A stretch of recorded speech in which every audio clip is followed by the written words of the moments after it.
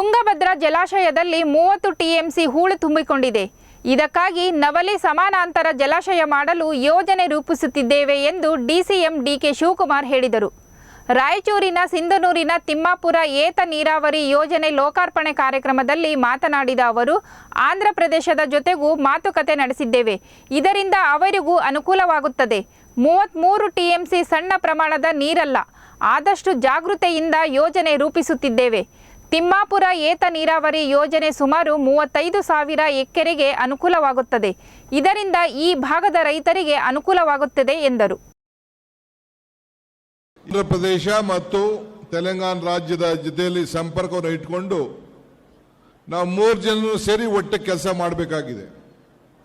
ಆಂಧ್ರಕ್ಕೂ ಹೆಚ್ಚಿಗೆ ಇದರಿಂದ ಅನುಕೂಲ ಆಗ್ತದೆ. ಸುಮಾರು ಹಳ್ಳಿಗಳು ಮುಳುಗಡೆ ಆಗ್ತದೆ, ರಿಹ್ಯಾಬಿಲಿಟೇಷನ್ ಆಗ್ತದೆ. 33 ಟಿಎಂಸಿ ನೀರು ಅಷ್ಟು ಸಣ್ಣದಾದಲ್ಲ, ವೇಸ್ಟ್ ಆಗಿ ಸಮುದ್ರಕ್ಕೆ ಕಳಿಸಬಾರದು. ಆ ದೃಷ್ಟಿಯಿಂದ ಈ ಯೋಜನೆಗೆ ನಮ್ಮ ಸರ್ಕಾರ ಎಲ್ಲ ತಯಾರಿಯನ್ನು ಮಾಡಿಕೊಂಡು ಆದಷ್ಟು ಜಾಗೃತಿಯಾಗಿ ನಾವು ಮಾಡಬೇಕು ಅಂತೇಳಿ ಈಗಾಗಲೇ ನಾವು ಕಾರ್ಯಕ್ರಮವನ್ನು ರೂಪಿಸಿದ್ದೇವೆ. ಇವತ್ತು ಈ ತಿಮ್ಮಾಪುರ ಏತ ನೀರಾವರಿ ಯೋಜನೆ ಇನ್ನು ನೀರು ಎಲ್ಲ ಕೆಲಸ ಆಗಿದೆ, ನೀರು ಸ್ವಲ್ಪ ಬರಬೇಕಾಗಿದೆ. ಸೊ ಅದರಿಂದ ಈ ಯೋಜನೆ ಬಹಳ ಯಶಸ್ವಿಯಾಗಿ ಸುಮಾರು 25,000 ರಿಂದ 30,000 ಜನ 30,000 ಎಕರೆಗಳಿಗೆ ನೀರು ರೈತರಿಗೆ ಅನುಕೂಲ ಆಗ್ತದೆ.